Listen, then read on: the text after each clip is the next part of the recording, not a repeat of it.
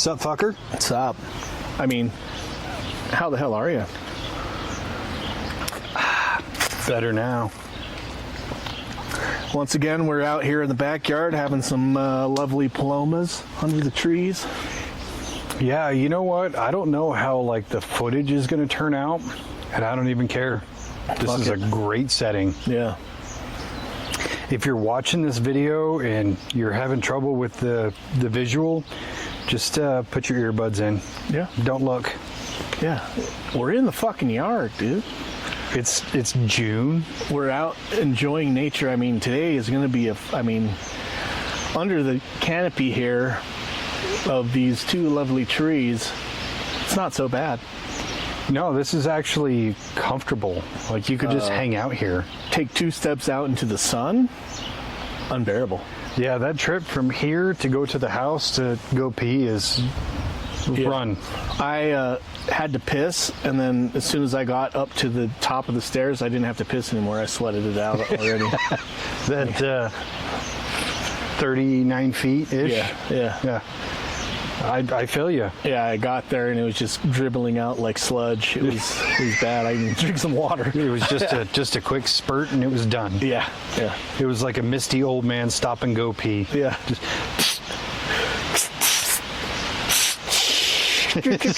Trip. You feel like Tom Hanks from The Green Mile. You're just like, ah! Anyway, you want to talk about some Ouija? I do. Some Ouija board? The Ouija? Ouija? Ouija? I sent it to you yesterday, and I was like, I spelt it Ouija. Ouija. Ouija. You know, if I don't stop and think about it, I still believe it's spelled with a Q. Yeah. But it's not. No. O-U-I-J-A? I think about it in French. Because oui, O-U-I, yes in French. Ja. Oh, that's a Ouija. beautiful segue into the origins of Ouija. Send it.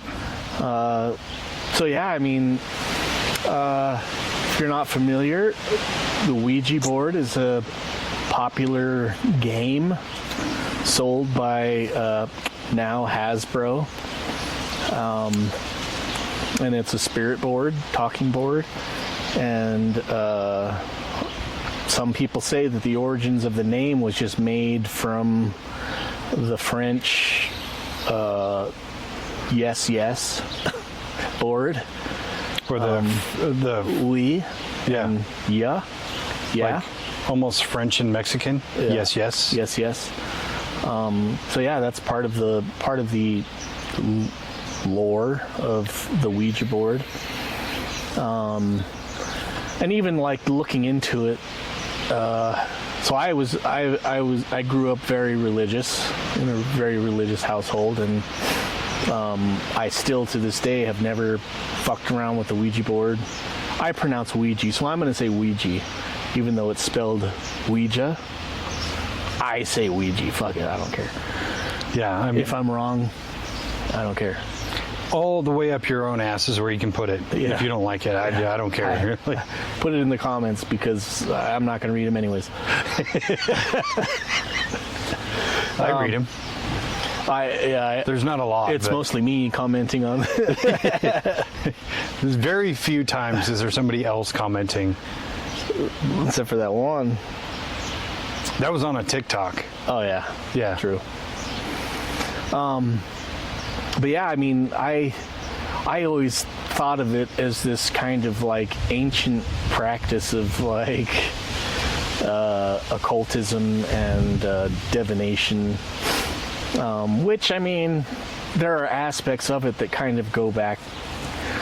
So there was accounts of Greek people using it in 400 AD, in a sense, and it was kind of a circular board, and they had a pendulum, and they would ask questions, and then they would swing the pendulum, and then the pendulum would swing, and then, the circular board had the alphabet around it, and so it would swing, and then they would record the letters that it would point to, and then spell out what the answers were for the spirit, what the spirit was saying. And of course, it had to be interpreted by like a medium or like a mystic person who was conducting the ceremony. So they could be like, oh yeah, that one was just, it's every other stroke or every third swing. So of course it's them just making up bullshit. Well, I was going to say, when you said like medium or spiritual guide, my mind intuitively goes, read bullshit artist. Shyster. Not to say all of them are, just the large portion of them. Yeah. So yeah, that was in the like 400 AD era, where it the first kind of accounts of doing this type of divination was recorded in history. So things like that were happening. Then another milestone was like 1100 AD in China. They were doing something called free writing or spirit guided writing, and they had a planchette. They would put a pencil in there and kind of like move the planchette around, asking questions, and the planchette would guide the pencil and spell out what the answers were. Again, going through a spiritual medium to kind of decipher what is being said and what is being told. That form of spiritual or free writing is still done today by psychic mediums and even just people in general. But that kind of transformed into, in India and Africa, there was forms of a board. Again, it was used, they were using either a planchette or a pendulum to kind of decipher what was being said, again through the use of a medium to decipher what's being said. So that was taking place all the way up until around 1850, sometime right after the Civil War happened in America. People started getting super into spiritualism and like conducting seances and stuff like that. Still using a medium to decipher what's being said.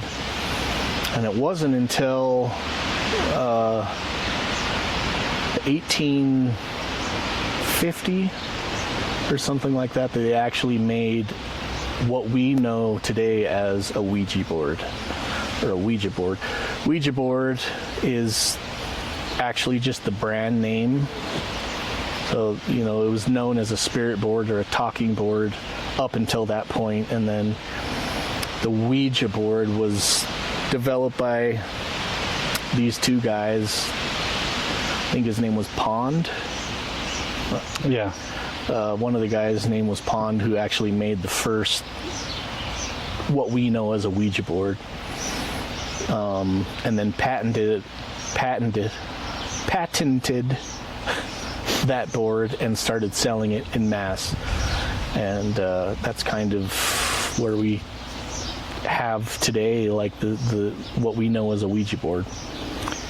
And that kind of leads into where the Ouija board really entered the American zeitgeist, was in the 70s through the movie The Exorcist. The Exorcist. Where Reagan was playing with the Ouija board to try to summon a friend or whatever, and ended up basically summoning Satan, who took over her body. Mm-hmm. And that's where a big stigma comes with the Ouija board, is from that movie. Yeah. And as evidence, my parents and their respective siblings and friends, people of that age, all think of the Ouija board as this extremely demonic, evil entity, even though now it's just a piece of cardboard and a piece of plastic. Yeah. But they think of it as like the unholiest object you can ever think of in your entire life. Yeah.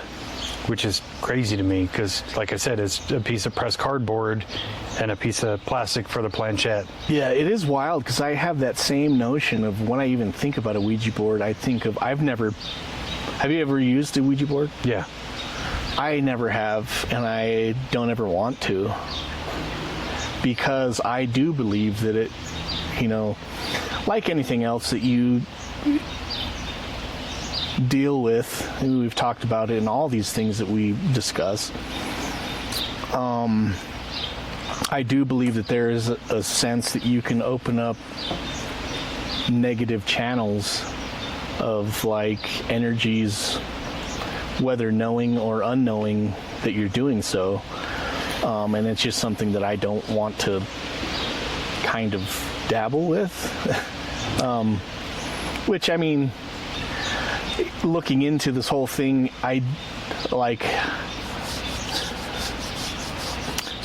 we were talking about doing an episode on tarot. Mm-hmm. And so I started, this was like a month ago. And so I was like researching tarot and its origins, and like kind of like it's kind of a side right beside a Ouija board, as in a tool of divination. So is like dowsing rods and a number of different other occultist practices, fortune telling and all this shit that's like kind of in that vein of like what religious people would call like demonic energy driving forces. And researching it, it seems like, I was questioning myself of like, have I just been fucking psyop to believe this whole narrative? But at the same time, I do believe that there are negative things that can influence you, and so I just don't want to even fucking. And that's a fair mentality to have about it. Mine is very similar but slightly different, where I don't believe the Ouija board and the planchette itself have any power. Right. Just the same as I don't believe that tarot cards don't have any power in and of themselves. I believe it's about the amount of power you give to those things, where you think about angel numbers, a series of repeating numbers, 111, 222, 333, so on and so forth. You could randomly see those throughout your day, whether it's on a clock or a street sign, a highway sign, or whatever. Like, you pass 111 just to get here, right? So if you believe in angel numbers, you're going to give them power, and you're going to say, oh, that's a message from my spirit guides. The same applies to a Ouija board in terms of, if you are using one and you receive a message and you perceive it to be a real message, you gave it power. You gave it some of your power more specifically, and therefore it's real. But if, let's say, I use it and I have zero belief that a Ouija board is real or has any power, and I give it nothing's going to happen. That's just my perception of it. Yeah. But that goes with anything, not just a Ouija board or tarot cards or angel numbers. It's your power of belief and your power of perception is manifestation in and of itself, and that's the backbone of any of these things. Yeah. Yeah, I tend to hope that, but like my experience with just seeing some things that are not explainable in that type of way, and experiencing actual, like, the feeling of evil, I do believe that it is real, and that it's like something that can present itself if you give it an opportunity to. And I think that that's kind of, not saying that every time you use a spirit board or use tarot cards or use any of these things you're going to get possessed by the devil. I believe, like you said, it depends on your intentions, and it depends on your understanding of those things and how you're able to what you believe and what you how much you're able to control what comes in and what comes channeled through the thing that you're dealing with. Which, if you look on pretty much any social media platform and you look up like Ouija board or tarot cards or whatever, you'll find a multitude of videos, either positive or negative, about like, yes, this thing is a channel for the devil, or no, it's not. And it's like, kind of depends on what you're using it for and how you are able to control what is coming through that channel. And we've talked about it in multiple episodes of like interdimensional beings, or in other words, spiritual angels, demons, if they are all around us in just in a different dimension. If you are able to use some kind of a tool like a spirit board or a Ouija board to open up, or even psychedelics, like you're using these substances or tools to rearrange your brain function to be able to receive these transmissions from a source that your everyday waking life brain is not attuned to. Will these entities notice that, and who those ones that are around you all the time are going to interact with that? Yeah, I do think that strength of character plays a huge factor in that, where the times we go ghost hunting, and I have kind of this little ritual where when I get home from those things, I just take a moment to myself before I even, get out of the truck, and I say, if anything followed me home, you are not welcome in my home. You're welcome to stay out here. You're welcome to communicate with me in a meaningful way, but you are not welcome inside my home. I think having conviction against those things, whether it's from a ghost hunt or you channeled it through a Ouija board or tarot cards or whatever it is, the strength of conviction will protect you in a big way. Yeah. Because even if you see that something has happened, and I've had dozens of instances in my house of something kind of unexplained, if not otherworldly, happen, and we've talked about a bunch of them. And there have been times where I've told it, like, no, get out, and then it just stops. And that's where I think you as a person can dictate what you will deal with, or even people who have sleep paralysis, who have stood up to the man in the hat or the monkey or the witch or whatever it is and said, I'm done with you, don't come back, and then they no longer have sleep paralysis. I really do think you and your strength as a person, your conviction to stand up to things means a lot. And then when you enter in things like psychedelics, where I've taken trips and I've seen demons and things like that, and I've actually talked to them, and most of the time they're not, in my experience, like these evil, demonic, like I want to hurt you entities. In fact, more often than not, they're almost parts of your subconscious. They're parts of you that you just don't deal with. Yeah. And just figuring out how to deal with that in a meaningful way. Yeah. So that's where I kind of don't give a lot of credence to the Ouija board as like an evil thing. Can it be a portal or a gateway or a tool of communication? Absolutely. In my experience, it never has been. Just because I believe too much in psychology and implicit bias and things like that in my waking mind, that these are things that can affect your outcome.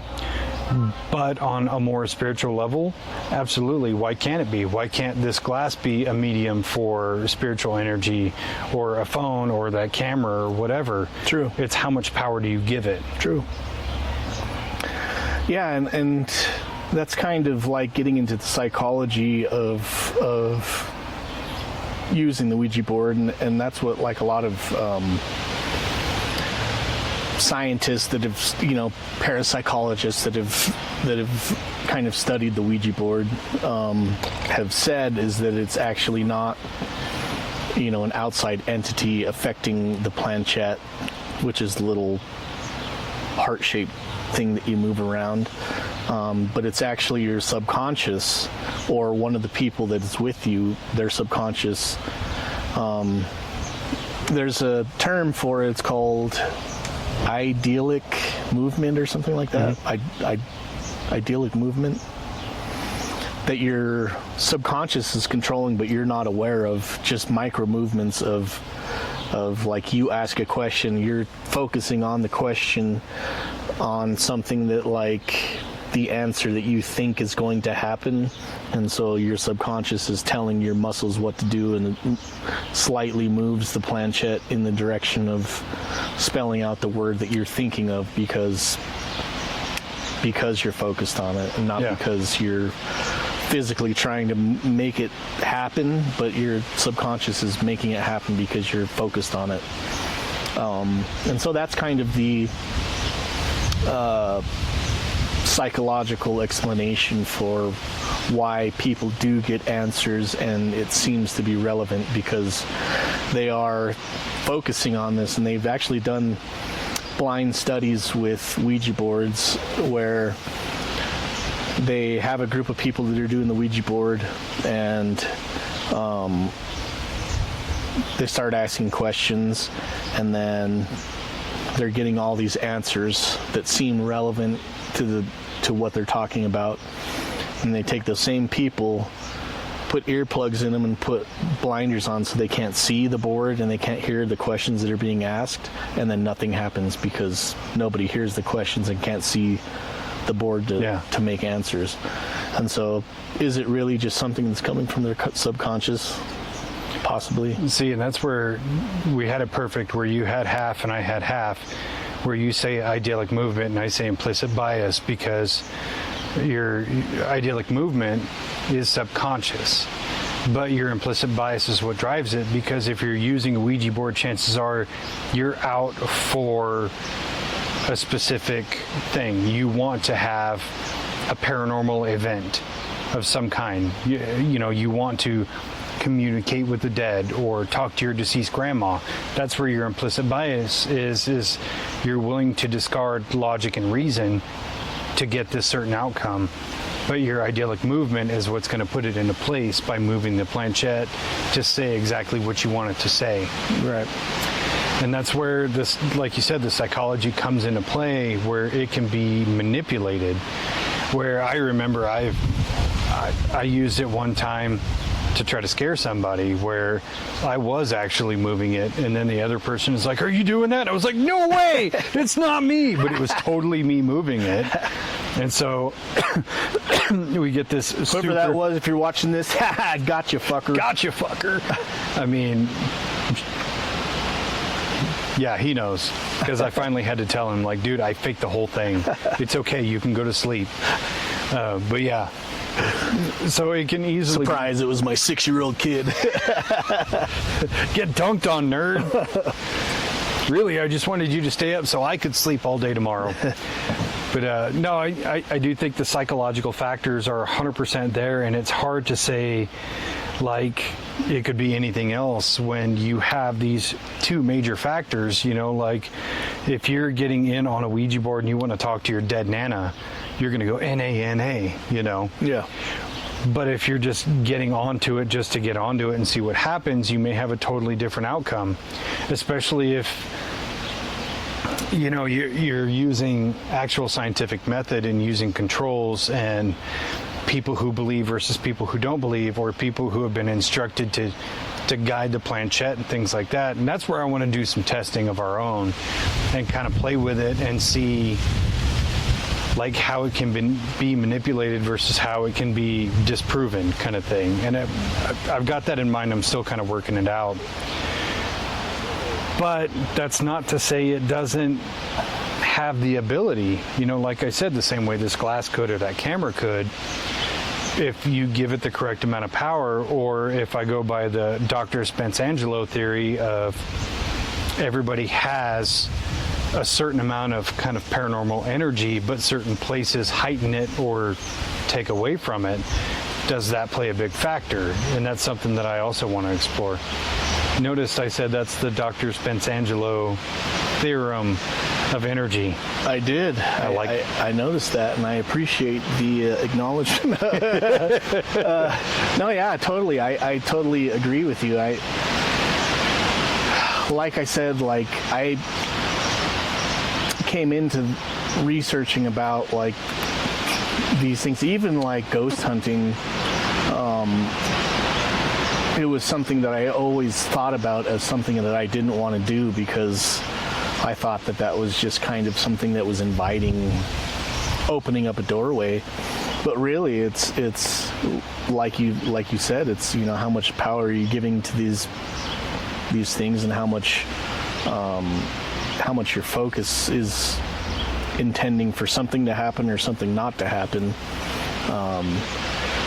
Instead of just going in with an open mind, if something happens, looking at it logically, and then, at the same time trying to protect yourself on, a spiritual energy front. Mm-hmm.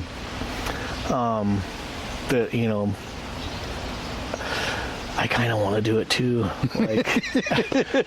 but it comes back to so if you look at the history of the Ouija board,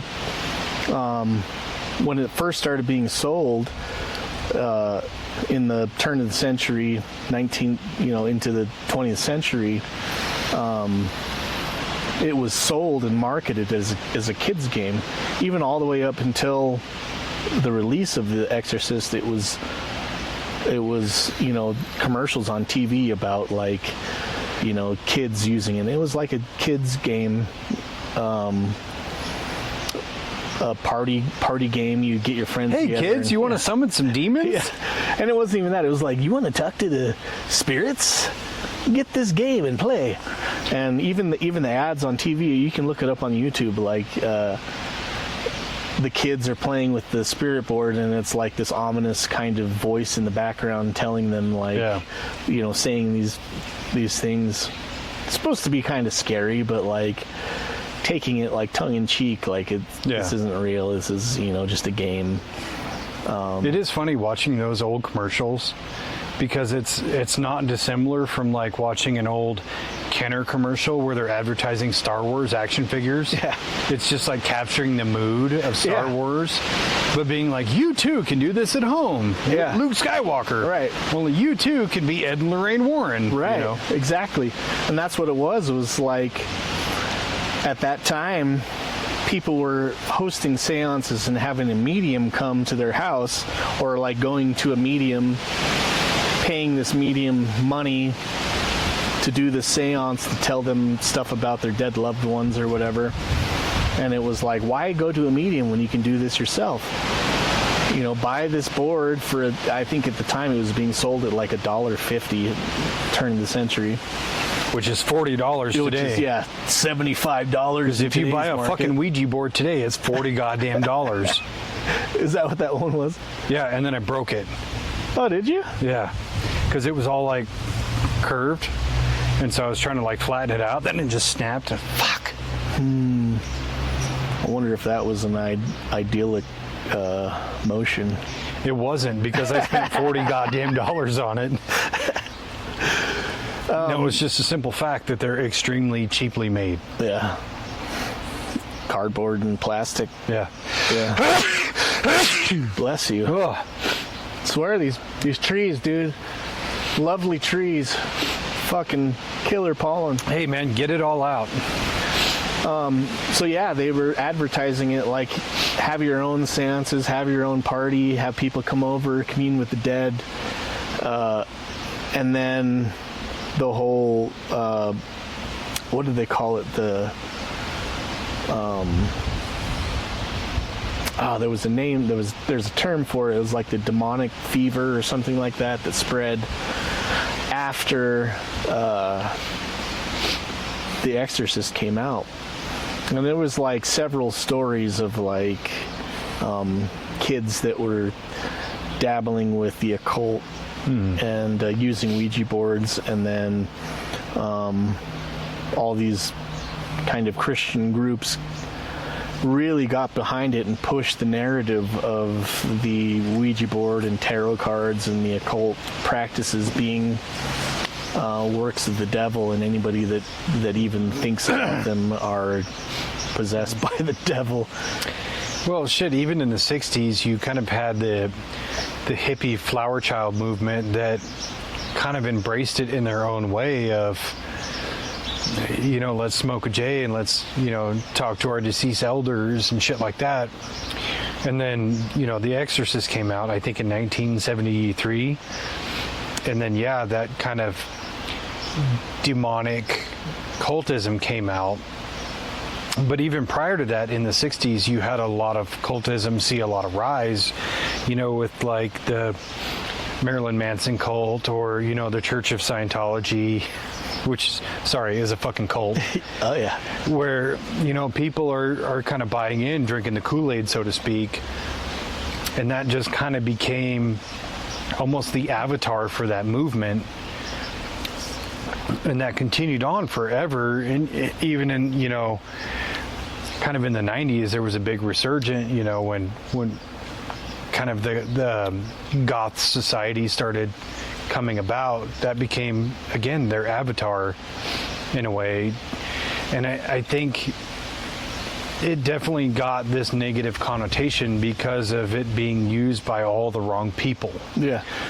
Well, even if you think about it, like prior to The Exorcist, people were using the board. Yeah. After The Exorcist, people are still using the board. So prior to the Exorcist movie coming out, the people that were using the board were saying, oh, this is a spiritual game, it's funny. And then the movie comes out, and then those same people are now saying, people that were just using it as a funny game are now saying that it's devilish, it's gonna turn everybody into like demonic. It's just like it just came to a certain point and then shifted all of a sudden.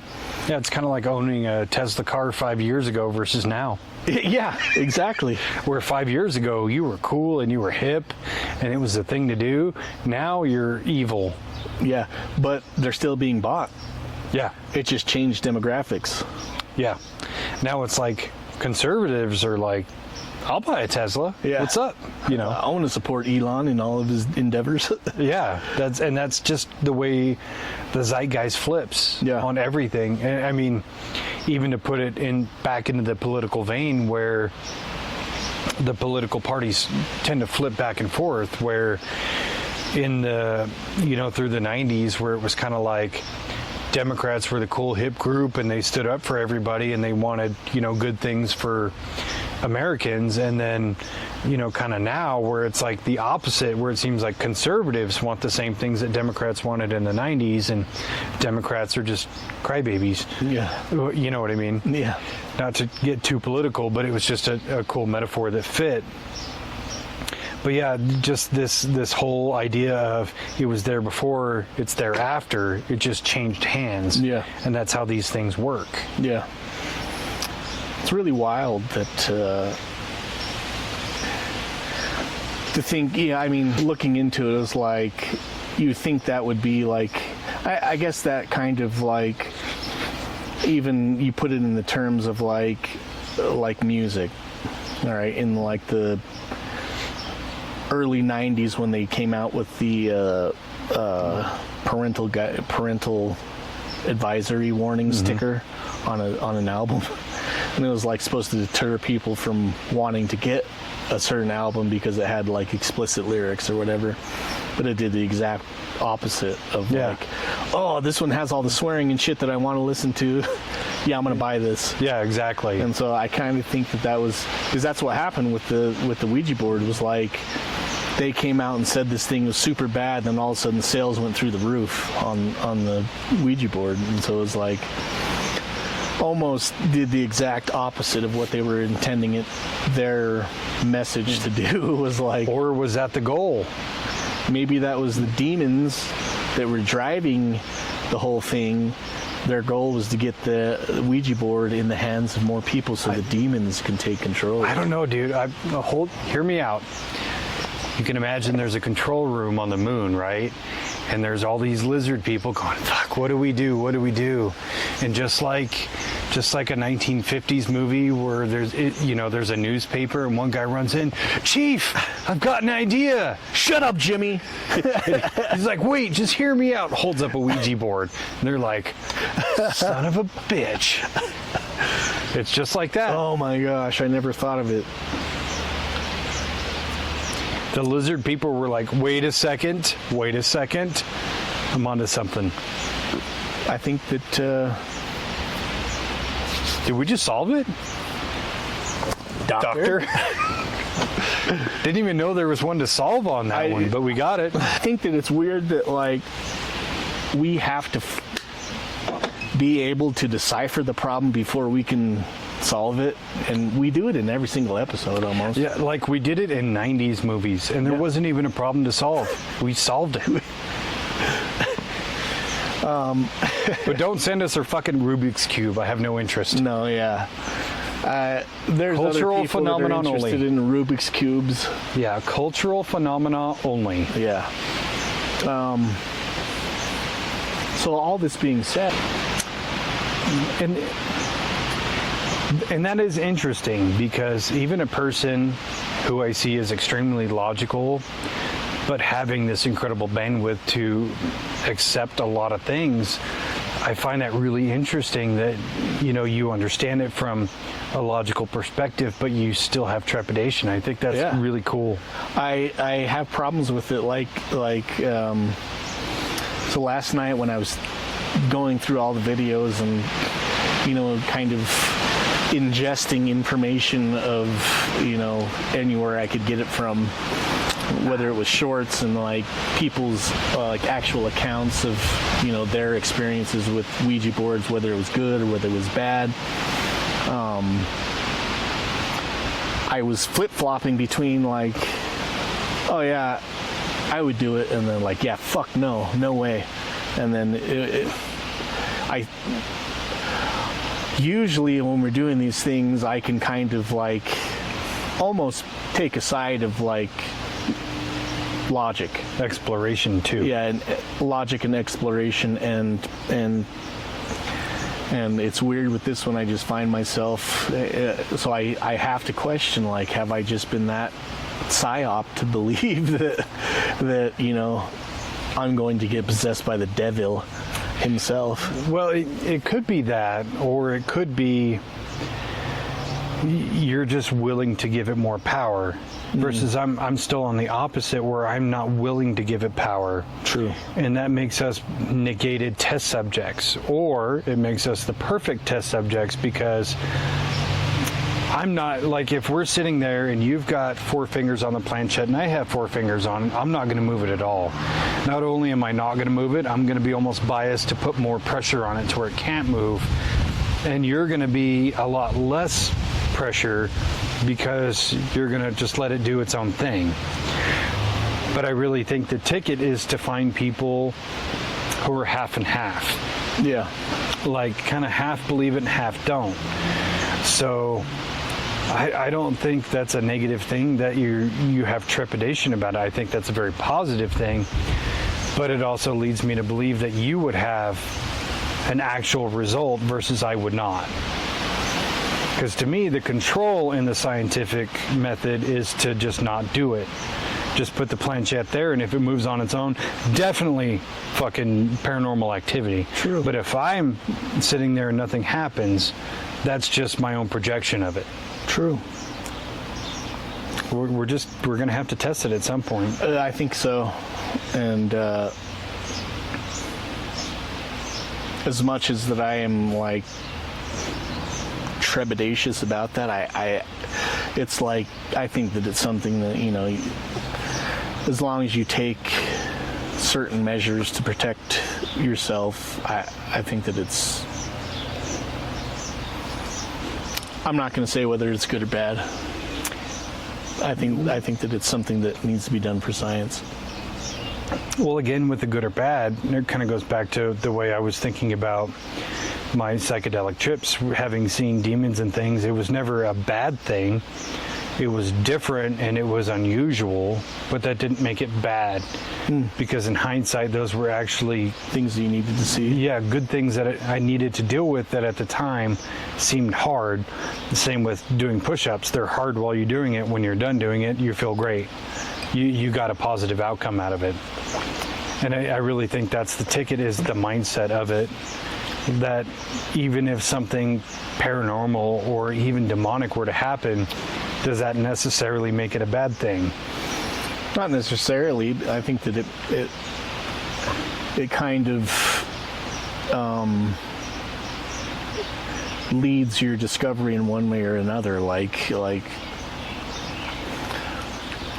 I think that maybe the mindset has to be like you're going into discover something as opposed to like conjure something. You know what I mean? Yeah, it's your intention says a lot. Yeah. Whereas if you're like, I want to say you tell the board I want to speak to an otherworldly entity, versus I want the devil to possess Joe over there because I hate that guy. Like, there's going to be a vastly different outcome. Yeah. I want the devil to possess Joe, and for him to turn that table upside down and sit down on one of those legs. Because fuck that guy. Fuck that guy right in his pooper, because he deserves it. Not that I have anything to, negative to say about anybody that I know named Joe. Joes are 50-50. Yeah. So I've got this weird thing that I've been thinking about way too much for way too long. Where people with certain names, there's a percentage of them that are shitty people and a percentage that are good people, right? So Dave or David is usually about half and half.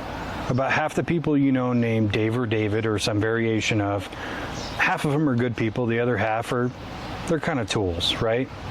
People named Spencer, 90% good across the board. Rarely do you meet a Spencer who's an asshole. And you can put that with any name. And there's only a handful that I go 100% shitty people. Yeah, I've never thought of that.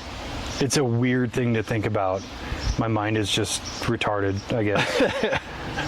No, I mean, like, usually.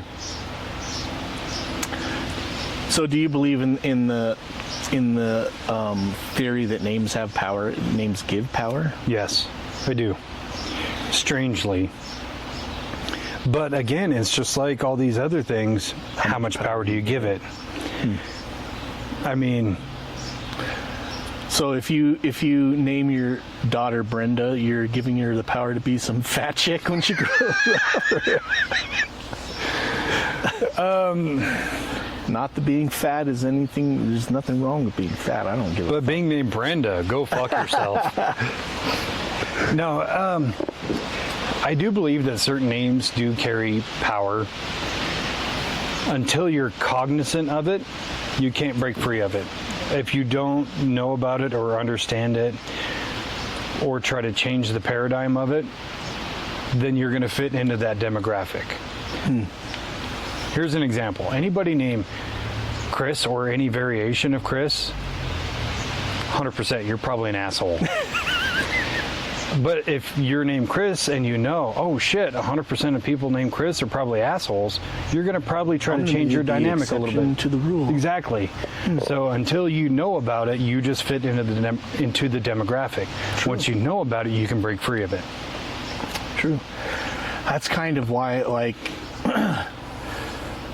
when we were naming our kids, it was like very hard for me to.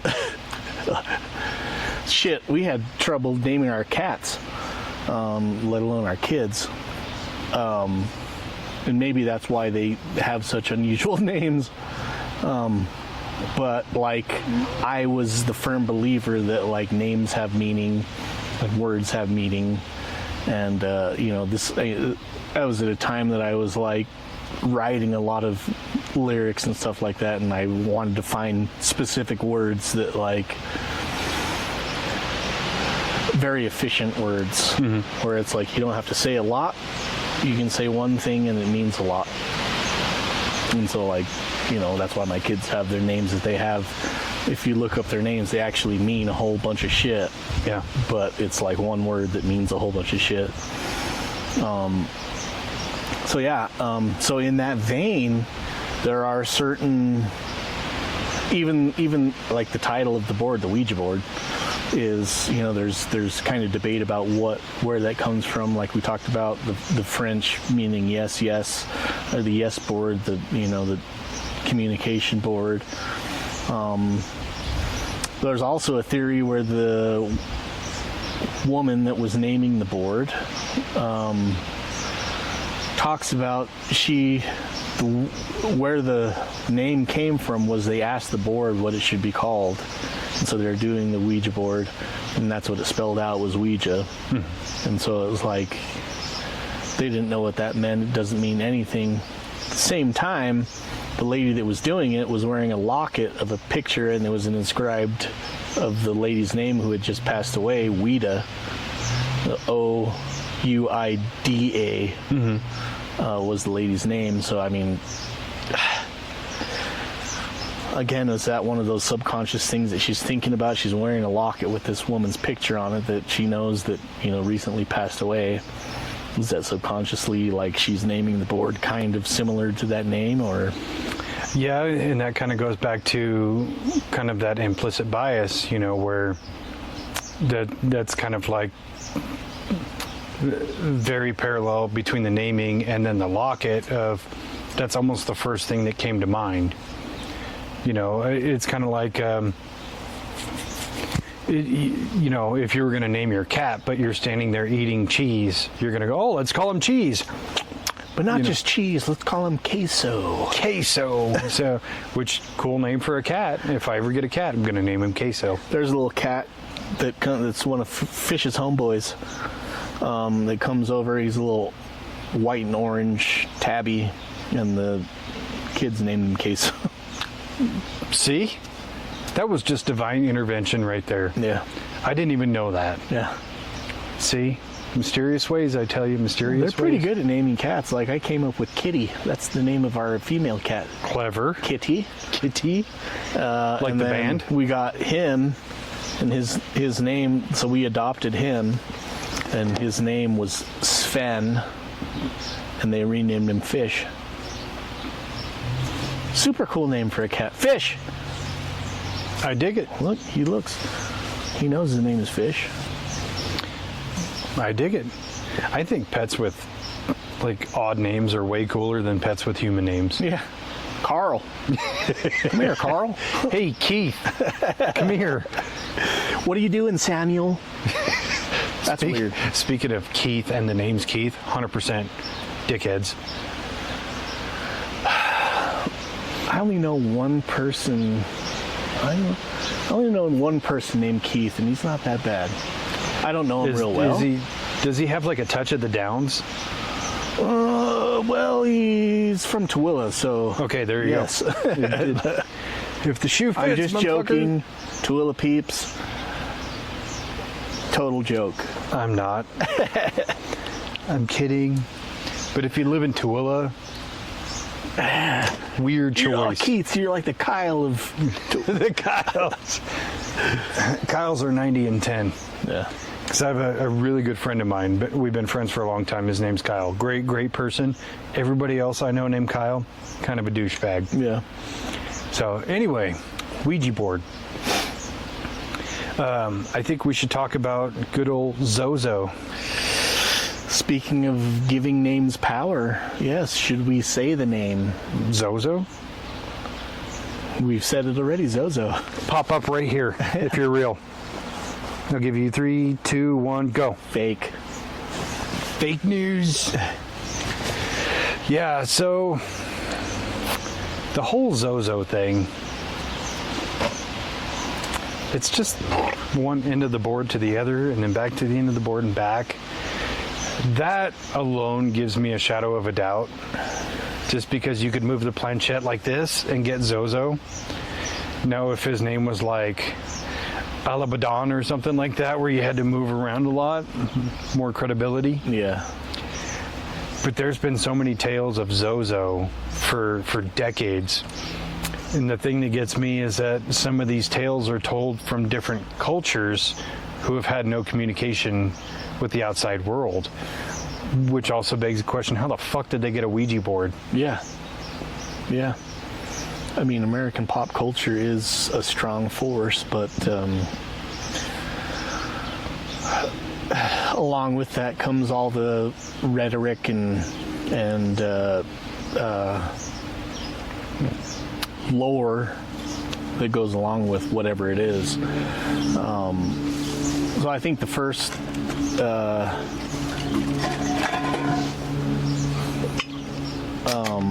telling of Zozo's deeds was from a guy, and it was really perpetuated on Ghost Adventures.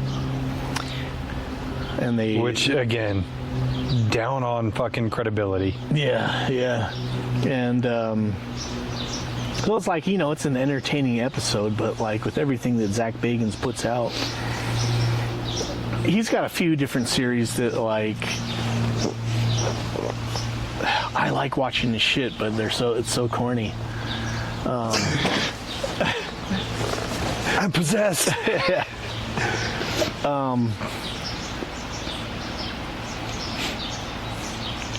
I don't know. It just puts it in that realm of like, if one thing is bullshit, is everything bullshit? Yeah, I mean that's the classic Dr. Dave-inci. It's either all bullshit or none of it is. See, we're just throwing our fucking theorems around like they're candy. Yeah, but then it's like, so if you take that same sentiment into like disclosure, so we all know that the government puts out 5% real shit and then fucking 95% bullshit, so that you think that all of it's bullshit. Yeah, and so it gets into the zeitgeist or the realm of like pop culture that these things exist, but it's all bullshit, so everybody believes that it's not real, when in reality they're telling you the truth but making you think that it's all fake. Yeah. So whether Zach Bagans is doing that, I don't think so. I think most of his stuff is put out for entertainment purposes, but like, it's pretty entertaining. It's hard for me to, because I've thought about this before, where anything Zach Bagans has had his hands in is automatically polluted, right? Where we've been to the Benson Grist Mill twice and only had very, very minor phenomenon. Enough to be like noteworthy that we can talk about it, but not enough to be entertaining for a viewer. And I kind of wonder how much of that is because we've seen Zach Bagans' portrayal of that same place. Did it change our perception or our ability to give that place energy, that we were just destined to not capture anything because we already had a paradigm in our mind of, this guy went there, he said he saw this, he's full of shit, we're not going to see shit? Or, you know what I mean? Yeah. Do we just have like this intrinsic point of view because of that person that it watered down our perspective while we were there? Or is it that it watered down the perception of the people that might be viewing what we're doing, into the sense of like, yeah, but that place is super haunted because Zach Bagans said it is, but we go there and it's like, no, it's not. Yeah. And both could be true at the same time. True. Like I said, it could be the realm of like, my personal belief or my personal theory is that more so people are haunted as opposed to places are haunted. So that, you know, Zach Bagans has been around all these different places and has opened himself up so much, so many different times that it's kind of like he's a slut for fucking, you know, he's a whore for fucking entities to cross through and but also he's a whore in real life. Like, who the fuck cheats on Holly Madison? I don't know who that is. Do you remember the show The Girls Next Door? Oh yeah, The three. Oh, he was dating Holly Madison. Yeah. Really? Well, And he cheated on her. What a fucking read, Holly. I would take care of you, girl. Come on. Just saying.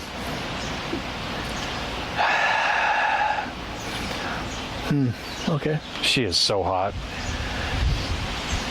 Anyway, Is she she's the Taller other one. Younger one? I'm not sure where she was at. She was like the middle-ish one, because there was an older one, a middle one, and then like a super young one. She was the middle one. Yeah. Still, I mean, a playmate dating fucking Hugh Hefner is probably a whore herself. I'm not saying that she was, but yeah. I didn't know he was dating her. Weird. Yeah, I've actually, like, I can't stand celebrity culture. But lately she's been posting on TikTok about like their relationship and stuff, and I'm just like, give me more. And I feel so guilty about it, but then I'm like, fuck it, it's entertaining. We were just talking about how I don't believe in guilty pleasures. It's just a pleasure for me. Especially as much as I really dislike that guy and how full of shit he is, it's nice to just see him get knocked down a little bit. Anyway, I'm going to hop off my soapbox on that one. No, I do think I 100% believe in your perception that people are haunted and the places that they go to just have different levels of energy. But I also believe in your own sense of perception of if you go to a place and you believe it's not haunted before you get there, you're not going to get anything.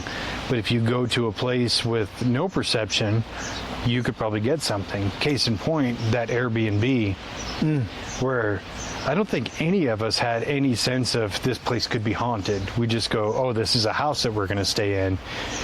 But the three adults that were there were all just like, this place is haunted as fuck. Yeah. And then we have all these weird experiences. Right. So when we first got there and you were talking about how the energy was weird inside. So you got there before, went inside, and you came out, and when we got there, you were standing, I think you just came outside. Yeah. And you were like, you told me, just go inside and walk around and tell me if you feel this place is kind of weird. And so apparently you went inside and you felt kind of like it was... I opened the door and it was like a whoosh of air. It was the most potent paranormal feeling I've ever felt in my whole life. Damn it. And even more so to that fact, while you were walking around, Kara comes up to me and she's like, do you also think this place is haunted as fuck? She had been inside maybe 2 minutes. So that to me was just like, okay, cool. It's not just me.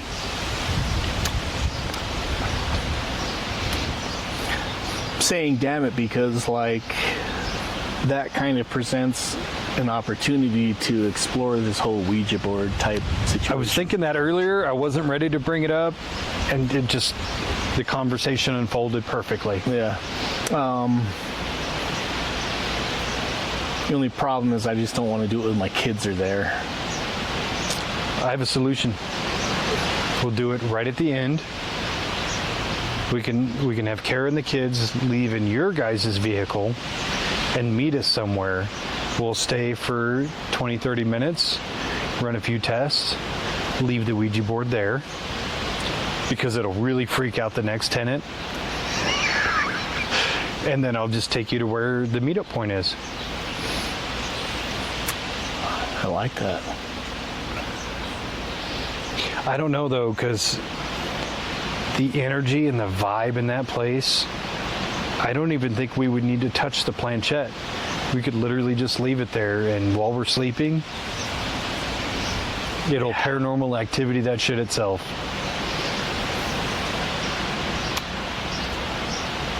You know what would be more interesting is maybe I just need to rent a hotel room for the last night. Fucking put them in there. We stay at the Airbnb. Just have them go home one day early. We'll do the whole camera setup, long record, do some mushrooms. Wait, yes. Son of a bitch. You son of a bitch, I'm in. That way, whatever we see, the camera is also going to see if there's something.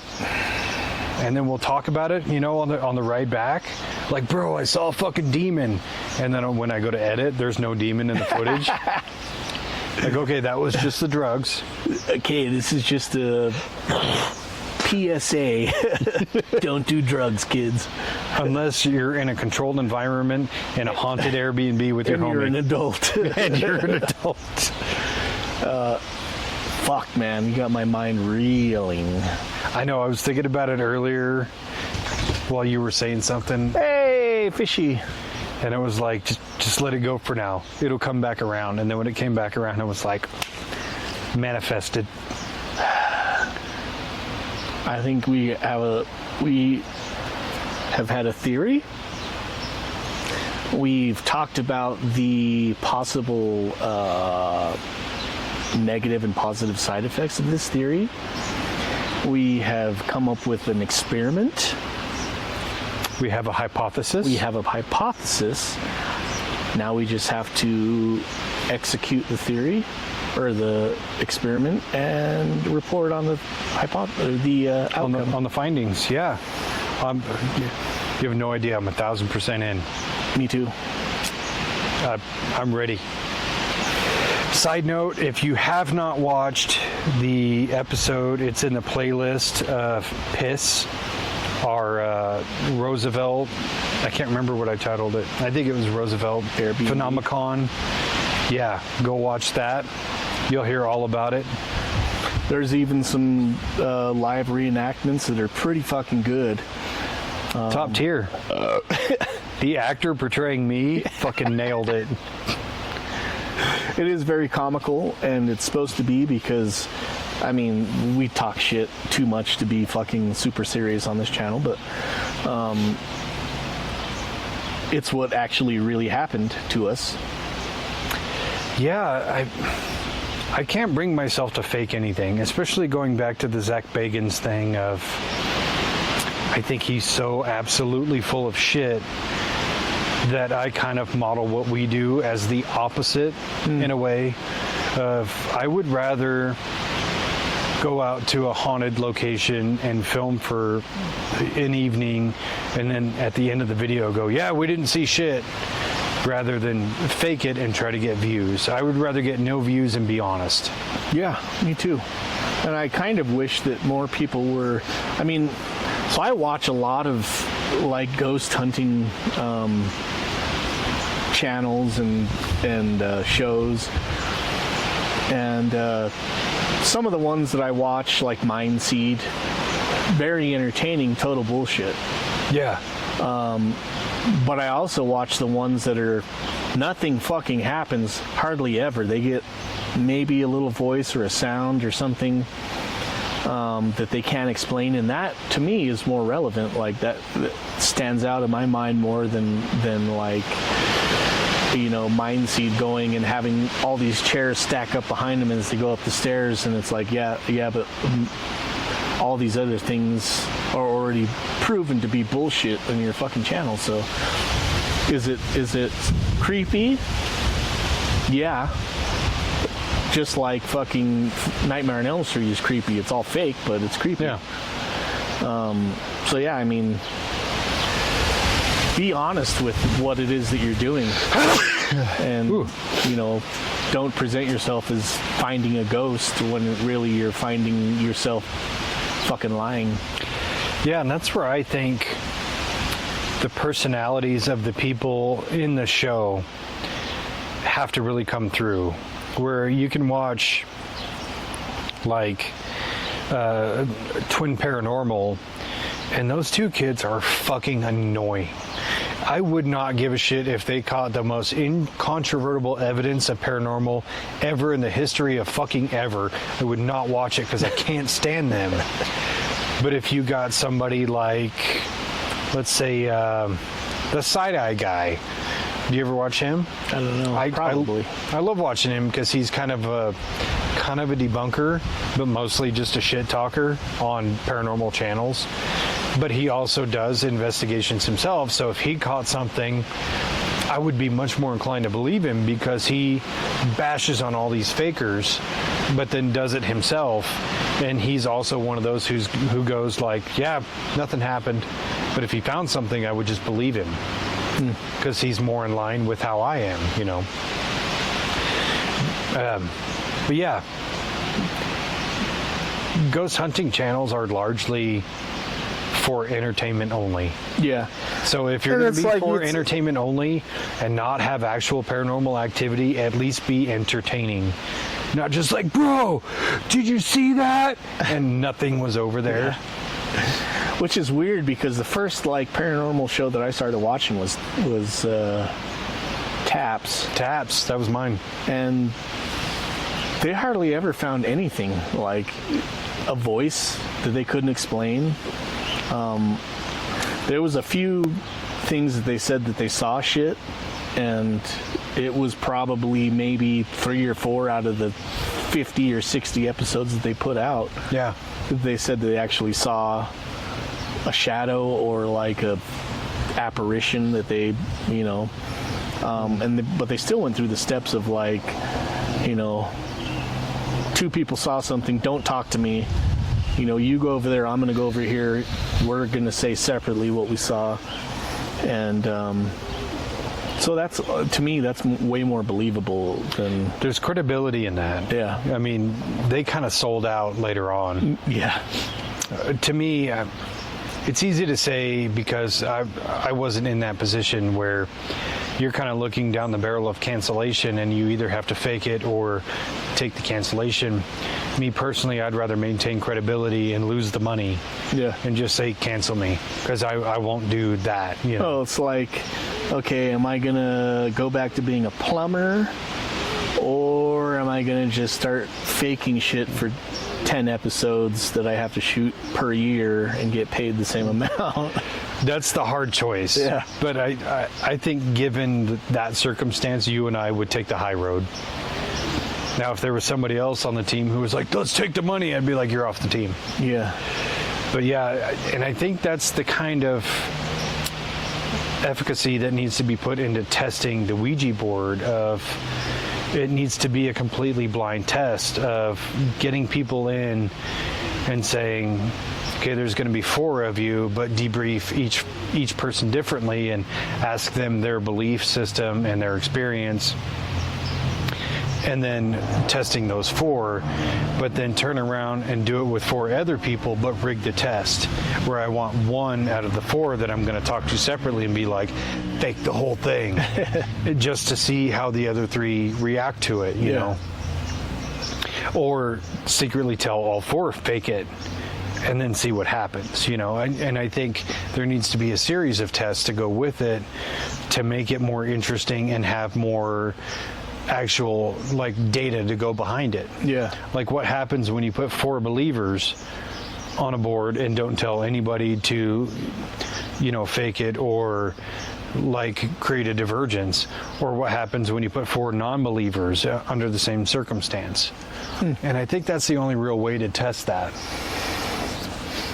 Yeah, I mean, it would, if nothing else, it would be a really eye-opening thing to see, like how susceptible people really are to like being tricked into something that they do or do not believe in. Yeah. Like, can you really trick somebody that doesn't believe in shit that, you know, like you're on a Ouija board, you've got 4 people in that are in on it and 1 person that is a super strict skeptic, but these other 3 people are fucking in on the joke, or in on the guys. Can you manipulate that person? I would think, yeah, probably. Yeah, and I think that would be more interesting than the Ouija board itself. Yeah. How the human condition reacts to sabotage. Right. Unknowing sabotage, but sabotage nonetheless. And I also, looking at so if you go into, like I said, like any social media platform and look up Ouija board, you're going to find 1,000 different videos of people giving their story of what they experienced while using a Ouija board. Most of the time it's going to be kids or people when they were teenagers, yeah, fucking around with the Ouija board, and they're going to say this thing happened and it changed their whole kind of view on things. But it's when they were a kid and very susceptible, and you're only getting one side of the story. Yeah. Where there was I was with 3 of my friends and we all experienced this, and who's to say if you don't talk to the rest of the kids that were there, they're not going to say, yeah, it was all bullshit, I did that shit. Well, especially when you're younger, you're going to hyperinflate a story to make it way cooler than it really is. Right. And that's where I think it's more important to get adults with actual kind of I'll say boundaries of intelligence. If somebody is hyper religious, their boundary is way further out than, let's say, mine, where I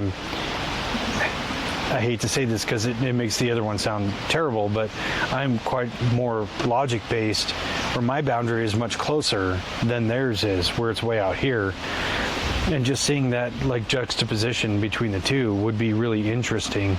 But having kids do it, it's always going to end up in some outlandish story that's just barely based in fact. Yeah. Now, I did want to go back to Zozo because I had a theory. What if the whole Zozo thing there's not a specific entity named Zozo, but it did act as a portal to bring another entity through. They just name it that because of the movement of the board. So that's kind of my way of saying the Zozo thing isn't absolutely not true, but it's not true either. It could be something completely different. I mean, just using a pseudonym just to give energy to whatever thing is there. I could see that. In reality, if you're giving energy, if you think about it, if you're giving energy to whatever it is, you're manifesting that, whatever it is to take place. Mm-hmm. So if you're saying that it is Zozo, or focusing on that this entity is Zozo and it's a demonic entity and negative energy or whatever,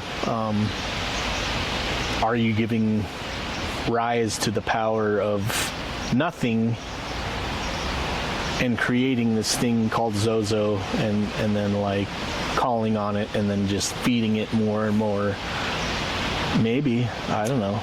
Yeah, and that's where I kind of go back to the idea of how much power do you give it, where you're giving the Ouija board a part of your power to potentially open up some kind of portal or open up to another realm, and something comes through. But you're also kind of playing a tug of war with the planchette, and I'm coming over to Z, and then you pull back and we go to O, and I'm taking it back and we go to Z, and you go to O, and then something happens, and that's just where we stopped. But subconsciously, it came over to Z, but you were trying to move it to the middle, you know what I mean? To where you're trying to gather other data, but it's just pulling, where the physical aspect makes sense, where you're literally just going back and forth, so you're getting only those letters, but still something is happening. So I don't necessarily say that the whole Zozo thing is bullshit. I just think the name is bullshit. It's too easy. It's kind of like the name Ouija itself. is basically all of the vowels except for E. And then if you change J to Y, it's the same thing, which in Latin languages, J and Y are synonymous with each other, but it's also synonymous with L. So it's kind of like, was it named after a locket, or were they just being lazy and left out one vowel and then changed one? Yeah. So you've used the Ouija board before.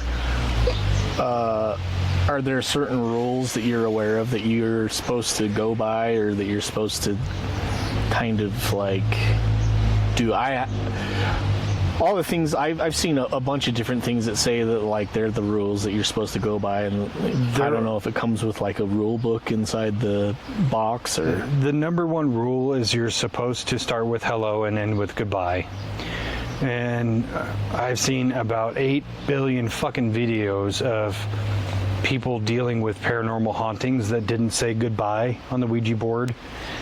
In fact, I saw one that I thought was pretty entertaining. I'm not convinced it was real, where a couple of kids are using one and they start with hello and go through the whole process and get this answer, and they get freaked out, and then they burn the Ouija board and some weird paranormal shit happens, and then they didn't say goodbye, so it followed them home. So they had to go back and find the burnt Ouija board and move the planchette to goodbye, and then it ended, which is a very neatly written movie, in my opinion. Yeah. But yeah, it has to start and end with hello and goodbye. Other than that, the rules are just whatever you get is whatever you get. Yeah, I was watching a few videos that were like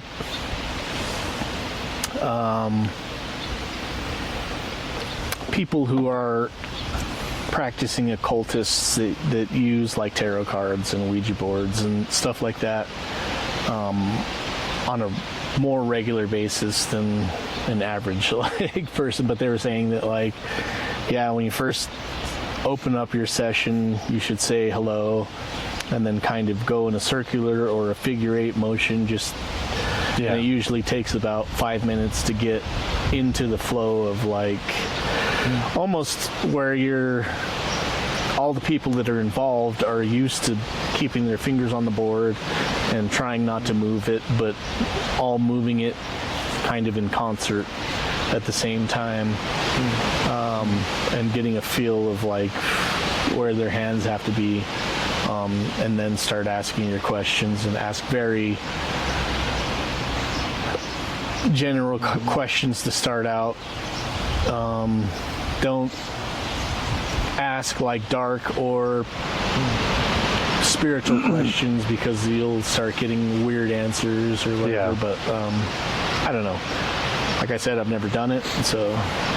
Well, even that is a problem, because I've been playing with ChatGPT a lot more lately, and even with creating the logos that I worked with,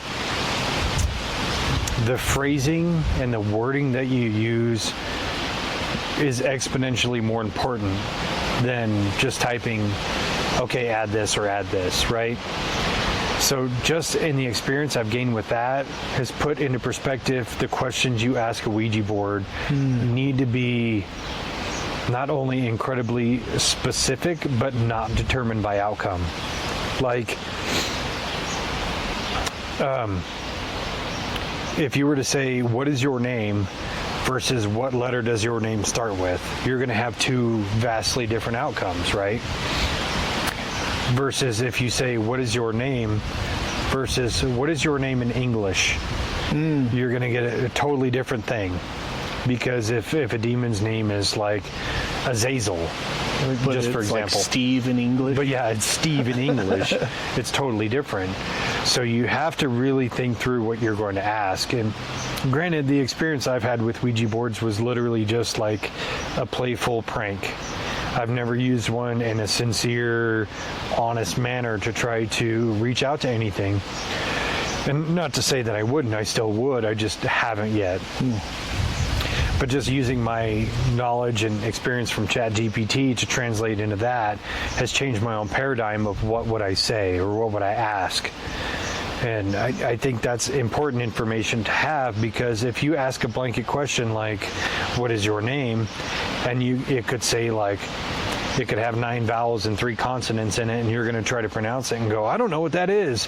Write it down and then try to look it up later, versus saying, what is your name in English, to where now you can communicate in your native language with whatever is coming across. And Interesting. Makes sense, though. The figure 8 thing is, you're absolutely right. It is, you are kind of building that muscle memory and moving in concert. But think about the infinity sign. It's infinity, infinite energy, infinite realms, infinite everything.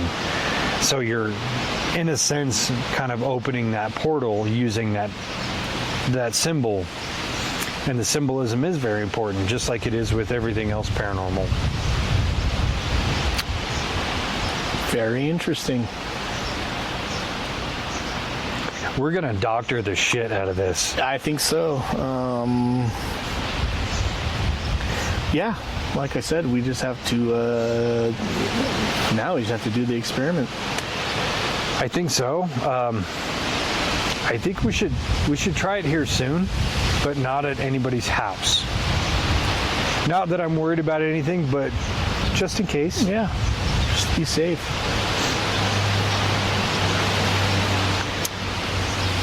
We're going to open it up to chat. To chat. Where's a good place to do a Ouija board session?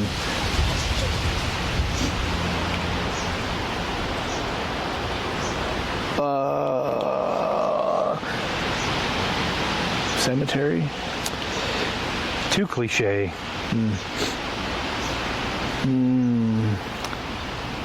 I think I got it. We're going to have to reach out to Timmy.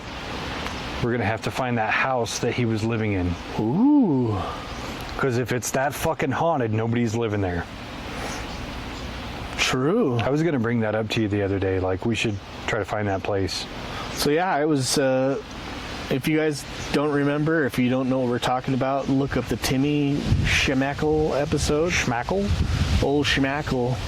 I think it's called Tales of the Paranormal and High Strangeness 2, I think. Look that up and listen to his stories. He has a lot of experience with stuff that he can't explain and that I can't explain. I wasn't there. And great stuff. Yeah. If only he had a Ouija board. I mean, I'm not going to say that he doesn't have a Ouija board, but I'm not going to say that he does. Maybe that's going to have to be one of the controls.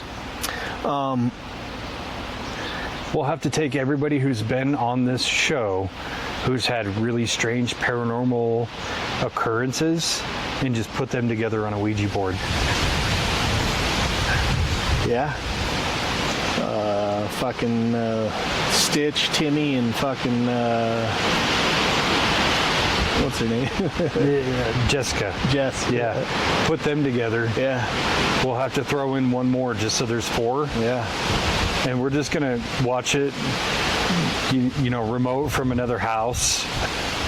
Holy shit, there's an actual demon there. Guys, don't look now, but Anyway, Zozo is right behind you. He's got like a name tag that says, hello, my name is Zozo. No, yeah, Timmy, I was just maybe like a month ago, he was telling me that stuff's been happening to him. Episode 2. Yeah. I was like, fuck. Well, I guess you got to come back on the old pod and give some fucking... He's talking about his youngest is like talking to him about shit that he's seeing. God. Why does he got to tease me like that? I don't know. He's a fucking paranormal cock tease. So do you have anything in your house Ouija board related? Nope. No? Is it kind of that like folklore aspect of it that you don't have anything? Yeah. So, yeah, I mean, we even told our kids, that's like, been bugging me. Like, you know, my oldest is 17 now, but like when they were younger, they're like, you guys can do whatever you guys want with your friends, like just don't do any stupid shit like conjuring demons and fucking Ouija boards and shit in the house. You can do it at their house or whatever, don't bring it over to our house. So, and it was something that was ingrained in me like when I was little, and like I said, is that a psyop that was, you know, I don't know why they would do that though. Like, is it something that like they don't want you to have access to information, or is it they don't want you to? I just don't get it. That's an interesting question for me personally, because of everything that we've been talking about and delving into over the last 4 or 5 months with consciousness and astral projection and remote viewing and all these amazing deep topics that have really opened my mind and my perception on everything. Every time I see something about it, I see something about it that is contradictory of they don't want you to know this, or aliens are here and they're not what you think, you know, it just all this weird conflicting information that directly battles everything that we're learning and going into. And I do kind of, in a way, think it is one big psyop of keeping your mentality small, where, and I've said this many times before, of I don't think my life is as simple as I'm meant to go to work, pay bills, and fucking die, right? Where my consciousness and my spirituality is opening up in a very big, vast way. And now I'm seeing direct conflict into that of, you know, the opposition of simulation theory, or people can't actually astral project or whatever. And I kind of put it in that same vein of the whole idea of we're not supposed to play with Ouija boards is because they don't want us to conjure something. But going back to my own experience, where everything that I've seen and dealt with has not been this great negative or demonic evil thing. It's sure I have this perception of demons or whatever, but I've never felt that they were evil or malevolent.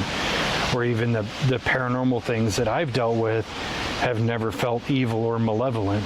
Yeah. And so I do kind of buy into the idea of a psyop of let's keep you stupid. Let's keep you from reaching a higher state of consciousness. Let's just keep you dumb going to work and paying bills. Right. Well, it's you're looking through it through the lens of like seeking esoteric or forbidden knowledge of these things that, you know, if you're really looking into them, go back all the way through human history of like certain technologies or certain knowledge that have been held by secret societies, say like the Masons and sacred geometry that was held by the Masons of, you know, 2,000-3,000 years ago. People that built the pyramids, they were the holders of the secret knowledge of sacred geometry, which really is just mathematics that, you know, they don't want everybody to understand the workings of the cosmos because they need people that are going to work, and they need one or two masters that are going to tell people what they need to do in that job to get the job done, but there's only one person that knows the whole scope of the job. Yeah. You know, that's not everybody needs to know. You know, the plumber doesn't need to know how the electricity works in the house necessarily. They just need to know how the plumbing works. So they have the contractor who's building the house, who knows all the ins and outs of all the shit that's going on, and just gives everybody their own task, and they have to focus on that. That's what it seems like to me, is like the esoteric and the forbidden knowledge of stuff that has been known about. Has just been, there's so many things that have been, labels that have been put on these things as like evil and demonic and against God, If you want to be a good God-fearing person, then you don't want to know how math works. Yeah. It's just mysterious because it's supposed to be mysterious. It's like, well, it's mysterious because I don't understand it. Yeah. And if you just tell me, then yeah, I mean, I want to go to the person that knows. I want to go to that foreman and say, hey, how does all this shit work together?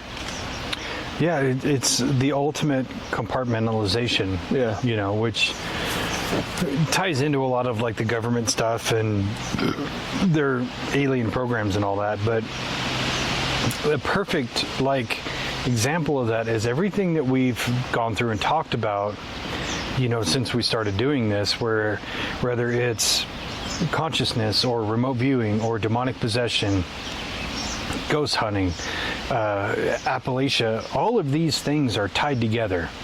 They're under one big umbrella. We just can't see the umbrella because we only have X amount of pieces of it. Right. You know, and it's funny that you bring up geometry and ancient geometry, because I don't know about you, but the first thing I start seeing, like when I'm tripping, is geometric patterns. Mm-hmm. And it's the same with a lot of people who take psychedelics. The first thing you see, geometric patterns. Or even you could put that down to an actual physical provable level where these people who put sand or even rice grains on a plate and then subject it to a certain harmonic frequency and it creates a geometric pattern. Mm-hmm. You want to tell me all that shit's not connected? Get the fuck out of here. Well, it's sound waves and light waves are all mathematics. And all the way through. Yeah, and your brain reads that as red, green, blue. Yeah. You know, just like you look at 2 + 2 and you see 4. The same thing as you look at like these certain particles that are put together in a certain way, and I see your shirt as like has skulls and sharks and stuff on it. It is a cool shirt. It's a very cool shirt. It's like a very pirate themed Hawaiian shirt. But you know, my mind is reading it as one thing when really it's like 1,000 different things that are put together for my eyes to see it the way that it's, you know, it's put together to be seen. Yeah.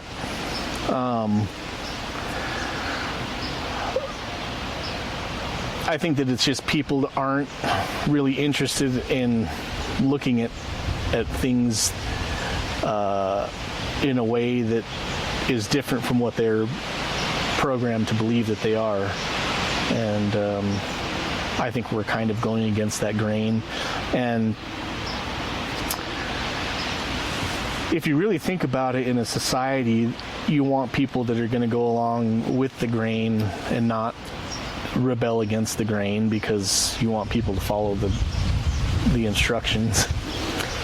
Yeah, and I kind of look at it from this perspective of, you know, we talked about people who look at psychedelics and go, oh, that rots your brain because I heard that rots your brain, or people who look at a Ouija board and go, that summons a devil or demons because they've been told it summons a devil or demons, versus people who are willing to challenge the status quo and talk about it and think about it and actually try it out for themselves to really get a bigger spectrum of data and understanding.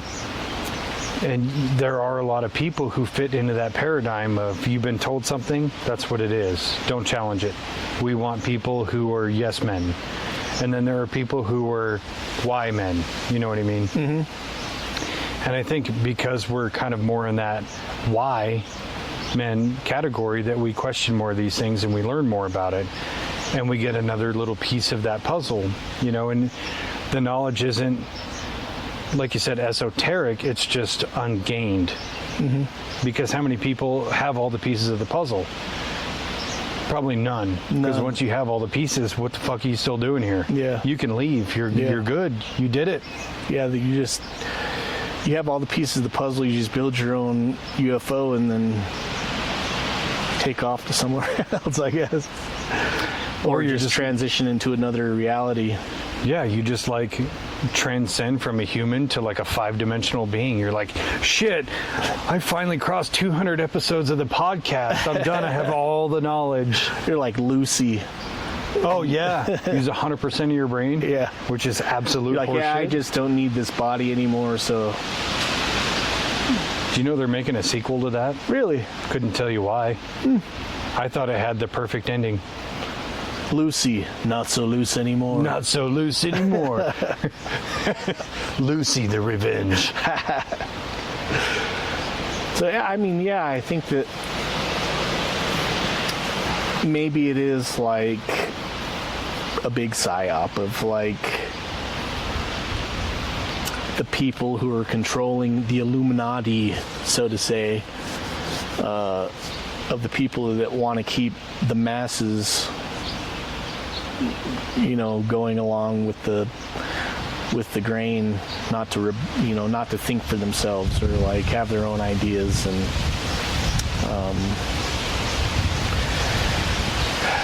like you said, if it's the idyllic movement of your subconscious that's moving the planchette on the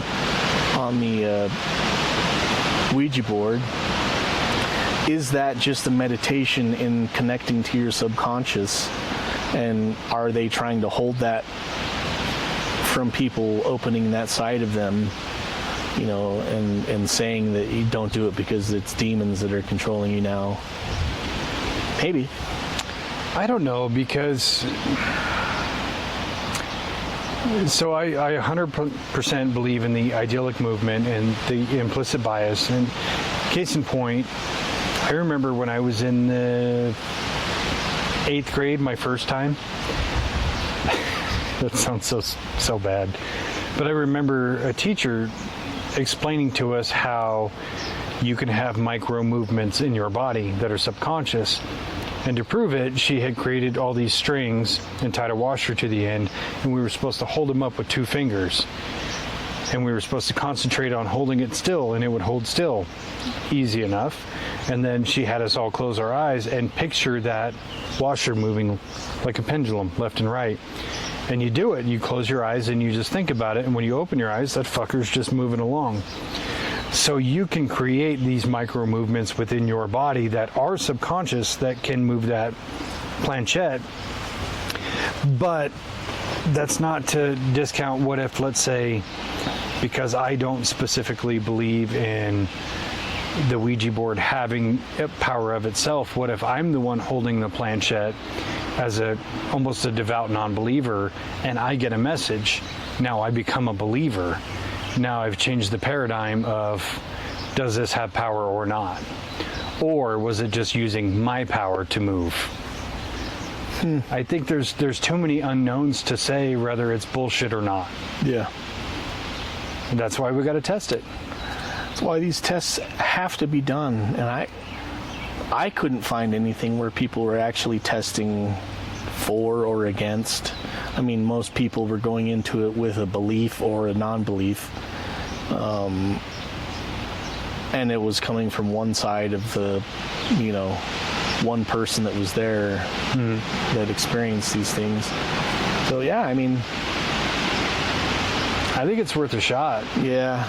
I mean, in the greater scheme of the ghost hunting toolbox, where I know we've talked about, you know, I have a series of videos I want to do to test equipment. That's going to be the most like inclusive,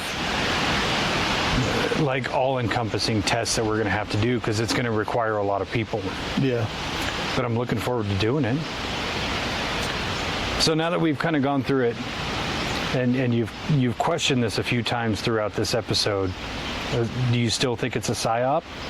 Or do you still think you have a valid basis of trepidation for the Ouija board?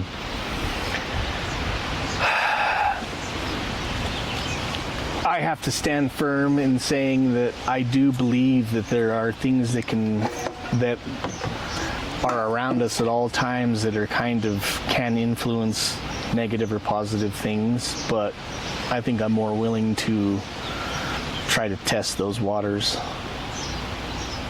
Great answer. The fact that you're willing to delve into it and let go of your trepidation, that says more about you than it does against you. I mean, you're willing to try it, you're willing to step into it, but you're also a strong person. I know you're willing to own your own power within it. Yeah. If that makes sense. Yeah. Yeah. I'm still kind of largely on the idea that it's mostly bullshit. Yeah. Guess we'll find out. I'm not going to move it. I'm not going to move it. Yeah, fuck it. Unless I'm part of the control group that's supposed to move it. Yeah. Which... Unless we're doing a psyop on fucking Stitch and Schmackle and... I don't want to try it against those two. Because I want to see what they naturally have. Scott, on the other hand, I'll fuck with him all day. Yeah. Yeah. Or even Yeg. Staunch. Quit fucking moving it. You're fucking moving it. And I take my hands off. It is still... But it's just you under the table with a magnet. Yeah. So I think one more thing we should talk about before we end off on Ouija boards is the pop culture influence Ouija boards have.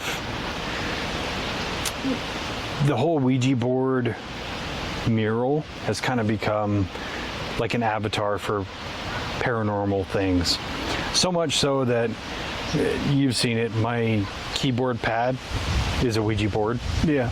Which was kind of by design. So if I'm ever, doing stuff on my mouse, maybe I'll summon a demon.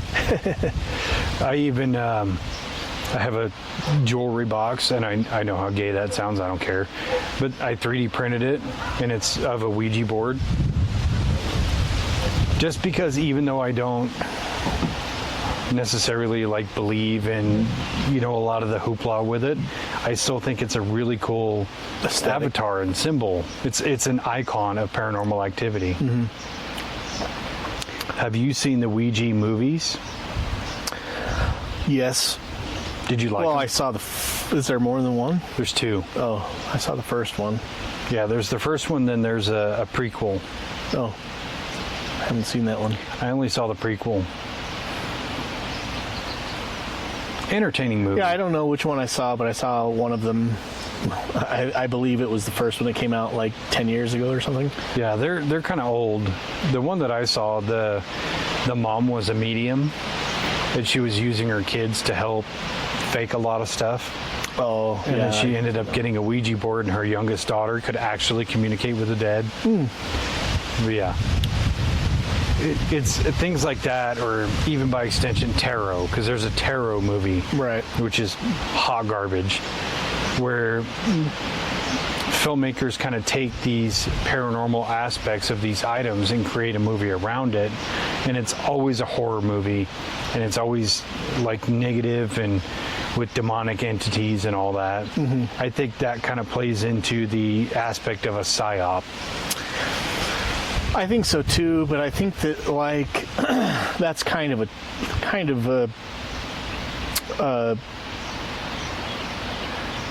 a tactic that they've used in movies, especially horror movies, for a long time. Taking Freddy Krueger as being a sleep paralysis demon and making a whole thing, or Friday the 13th, the superstition about that, and turning that into a whole genre of movies. Halloween, even, of just having a masked murderer that's a psychopath, turning that into a mega franchise. I think it's an easier step from taking something that already has occultic connotations, or something that has to do with things that witchcraft or something like that. It's an easier step to take, and putting that into the realm of a horror movie. Which is funny because with all of those things, you would think that putting something negative alongside, as a side cart to that thing, might deter people from it, but it seems like it's doing the opposite again. You see people purses and shit and t-shirts of tarot cards and Ouija board symbolism and stuff like that, as just kind of something that identifies them in that subculture of they're interested in paranormal or, subculture or like alternative thinking.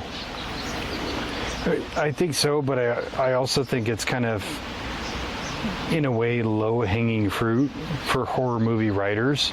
Because all of those things are almost cautionary tales, like, don't play with Ouija boards or this monster's going to get you. Don't play with tarot cards or the tarot lady's going to sick all these demons on you. Right. And even with Jason, don't have premarital sex or smoke weed or drink, or Jason's going to get you. Or, I'm sure there's some connection with Freddy Krueger and sleep paralysis there, but it is kind of that psyop of just saying, like, hey, these things are really bad, and here's the consequence if you don't do it, in a horror movie form to kind of scare you away. But it's like you said, it has the opposite effect.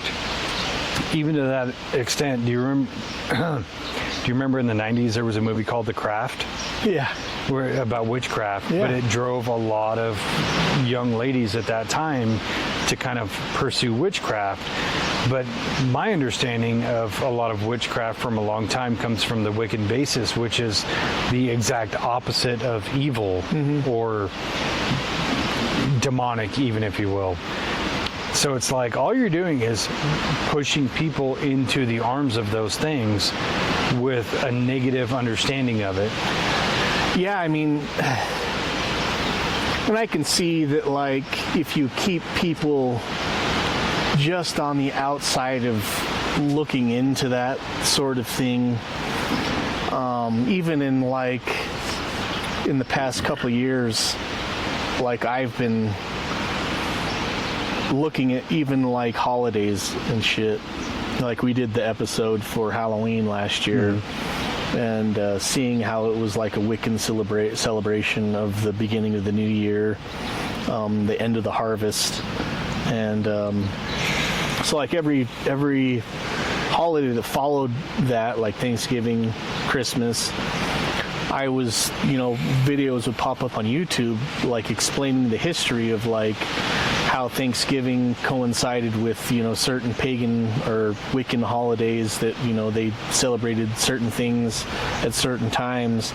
And even Christmas, like, it was a pagan holiday that they just came in, the Christians came in, took over control of the cities or whatever, didn't want to totally make the people fucking have an uproar, and so they said, okay, we can continue to celebrate Christmas, but we're going to celebrate Christ instead of like what they were celebrating it for. Yeah. And they transform those holidays to mean something else, but they're still the same date and same holiday, but really it's like the celebration of the winter solstice. And that's kind of a tactic that they've used throughout history to, you take over, one civilization takes over another, but to keep from having an uprising with the citizens, there's 1 million of them and 10,000 soldiers take over a city. You're going to let them keep doing their same shit, but just call it something different, and then slowly transform a pagan community into a Christian community by like having them adopt certain values into the things that they already celebrate. Yeah, convert them into your version of that holiday. Exactly. And so like using stupid things like scary movies that have like this negative connotation about like tarot cards or like Ouija boards to keep you on the outside of wanting to look into that certain thing. You're going to continue that narrative of like, stay in line, don't question. So yeah, I mean, again, I think it's low-hanging fruit, like you said, easy way to make a buck of something that people are already have trepidation about. Yeah, and it's easy when there is already kind of negative circumstances that involve something, where The Exorcist being, The Exorcist where they started with the Ouija board is kind of tied to two other different stories with Annalise, what's her name?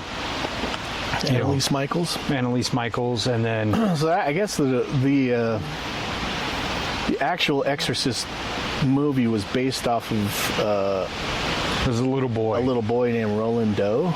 Yeah, and he was using a Ouija board. Yeah. They just kind of took elements from the Annalise Michaels story to throw into The Exorcist. Right.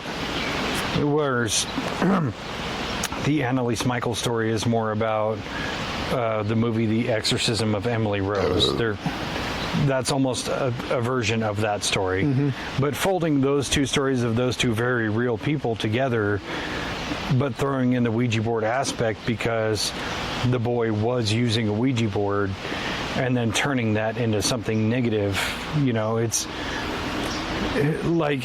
it's so easy to do with an element like a Ouija board versus Roland what was his name? Roland Doe. Roland Doe ate macaroni and cheese that night for dinner, and then he was possessed by the devil. Yeah. So are you going to not eat macaroni and cheese? Macaroni and cheese is demonic. Well, I'll take my fucking chances. But that's kind of where that leads back to, is this already had very limited history, and what history it did have was kind of negative in a way. Now we can make that exponential and make this story way bigger than it ever really was. Yeah. And I don't even know if that whole thing was kind of set up to accentuate the belief that these things are so evil, or it just was like a product of Well, even he came from a devoutly religious family, but he had an aunt who was into occultism, and I throw that word around very lightly because you could use occultism for anything, but she was teaching him kind of the ways of her pseudo-religion in a way. And that's kind of a whole another episode in and of itself, but I encourage anybody to go look up some information. But using the Ouija board to contact the dead was kind of what she was teaching him, and then it led into his possession. Yeah. But again, it's really easy to point at the Ouija board because of, like the commercials and everything that you talked about of, it's good fun, it's spiritual fun for little kids, ages 11 and up, So it is very low hanging fruit to go after that instead of saying like, well, his family was devoutly religious. Maybe that was the conduit for which he was possessed. Yeah. And I wonder if the people who made that movie had any kind of ties with Ouija boards in general, like they bought stock in Ouija and then fucking made this. I fucking would have. Yeah. Like if I was going to make the tarot movie, because in the little bit of research I did on tarot, like there's a bunch of companies making cards. Yeah. Tons and tons. I would have, honestly, if I was the investor of that movie, I would have started buying up these little mom and pop places that make those cards, shutter them into one business, make the movie, and then when people go out and start buying these cards, they're buying my cards. Yeah. So I'm double dipping. Yeah. Which is funny with the Ouija board situation is now you have like you bought a Beetlejuice Ouija board, right? Yeah. So they have like different like variations of the Ouija board. It's all the same brand. They're just putting in a context that people are already fans of, and then they've become. I'm sure they have a Marvel fucking version of the Ouija board. Yeah, dude, they're like Happy Meal toys now. Yeah. They're just the flavor of the week version. Yeah. That's all that is. Which in hindsight, I really wish I didn't spend $40 on. I should have spent $40 on a wooden one that was more classic. And you can go to Etsy and get one that's actually possessed by Zozo. Your money For back low guaranteed. Price of $45. It'd be worth it. It wouldn't break. Yeah. And you'd get some good content, I guess. I mean, within the realm of the ghost hunting thing that we do, where I lean toward the scientific measurement, you know, the EMF, the thermal, all that stuff, that's my bread and butter. Mm-hmm. But it's the other stuff that is the exploration, right? Because I don't know if I've actually said it on here, I don't explicitly believe that there are ghosts, but it's the pursuit of belief or non-belief and proving one side or the other. That's what's exciting to me. That's why I do it.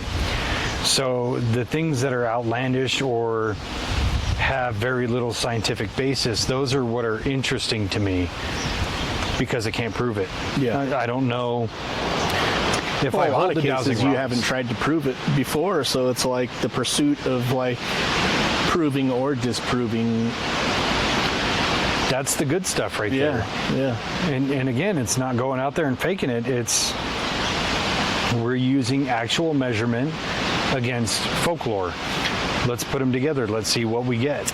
Yeah, and to me, I'm on the exact opposite side of where you're coming from when we're trying to meet in the middle of like, I've seen some things that I can't explain and to me seem like there's 100% paranormal shit the way that I remember it. Not saying that it's, in my mind it's true, but I'm not trying to tell you that it's true or not. Right. I believe that it was true, and that's all that matters to me. But like, if we were able to go and see something and document it and like find out, there's no way that I can say that it's true or not. There's no way that you can say that, you know, this happened or this didn't happen. Then we have something to say, hey, this happened and it is paranormal because it's outside the normal of like, it's to the side of normal. Right. And that's what paranormal really means. And even I've had experiences that I can't explain, but that doesn't mean they're unexplainable. And that doesn't mean it's an entity as a trapped soul from somebody who died. You know, it's trying to understand what is it. Yeah. When I say I don't necessarily believe in ghosts, that doesn't mean ghosts aren't real. That just means I don't believe that everything paranormal is a ghost. Right. You know, we look at all these things that we're talking about, like interdimensional beings and stuff like that. Is it something that is outside the capability of our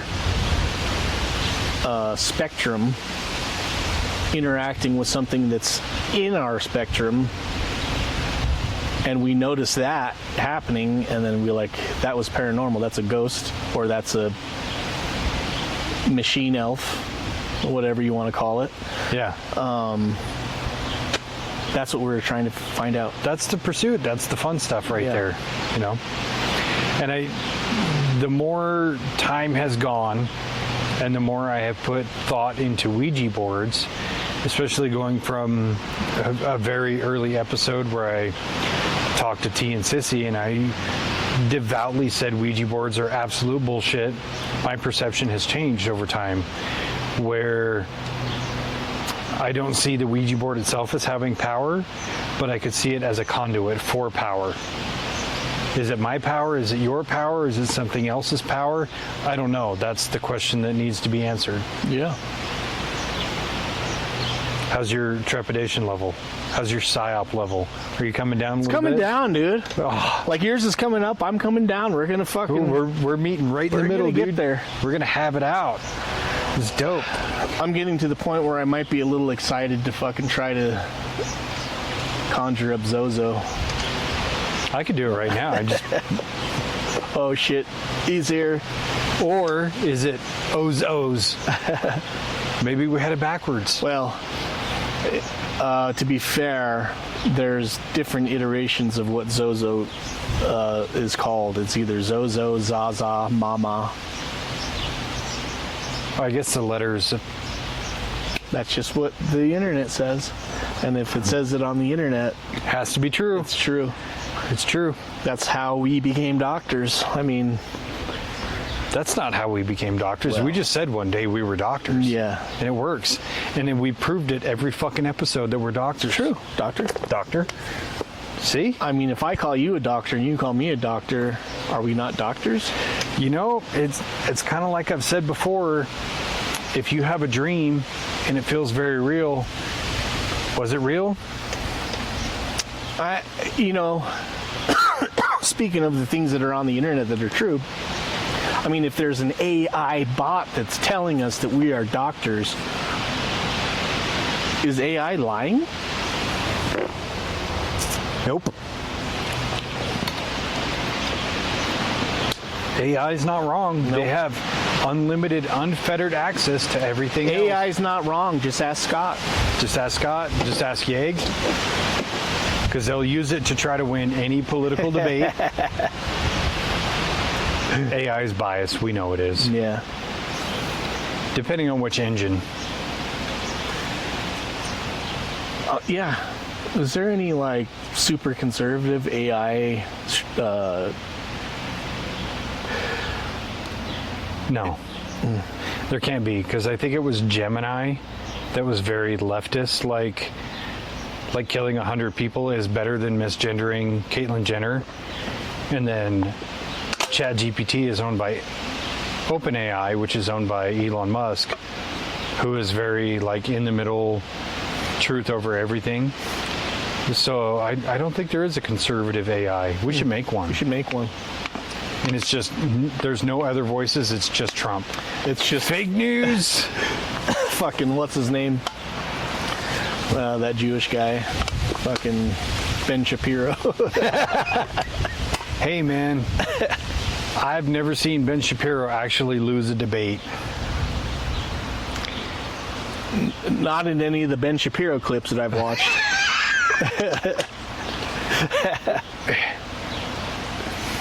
Smart guy. Very smart guy. Fucking, did you go to Harvard? Yeah. I think it was Harvard Smart Law. guy. It's crazy He's that fucking he came smarter out as a than me. conservative. Going to Harvard. It's almost like he knows something. Weird. Crazy. Weird. I'm going to try not to go on a rant, so we should end it there.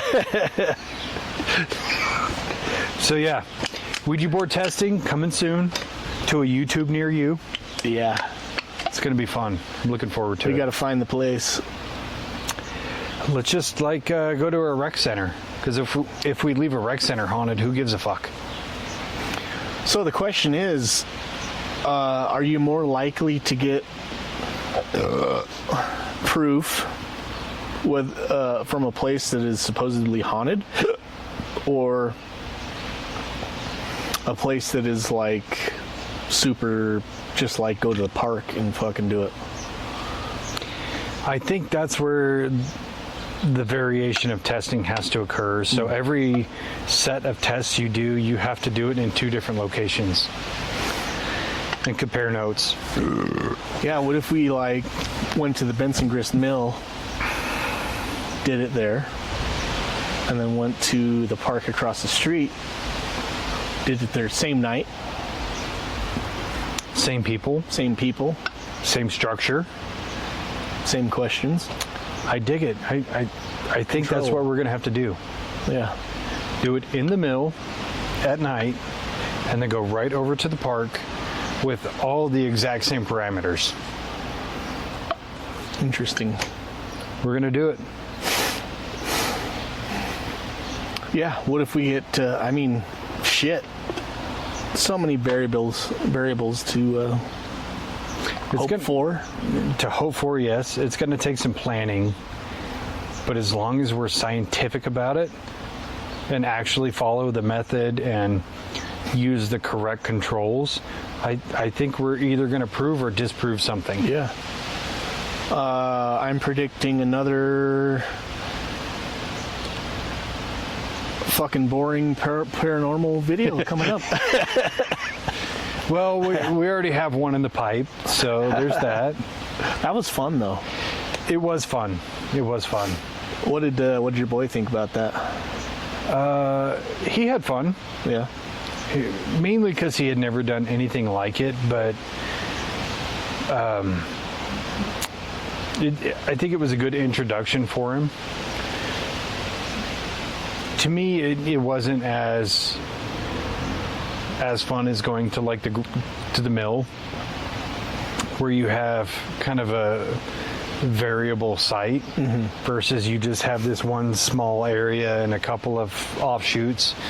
I think any fear or trepidation that was experienced was based more on being outdoors in the middle of fucking nowhere, where there could be, coyotes or whatever. Right. I think that was definitely more of a fear than anything else. Yeah. But yeah, he had a good time. Yeah, I thought it was super fun, and same thing. I was kind of more thinking about what was out in the wild than what was any ghosts that were around. I didn't have any kind of fucking weird feelings or anything.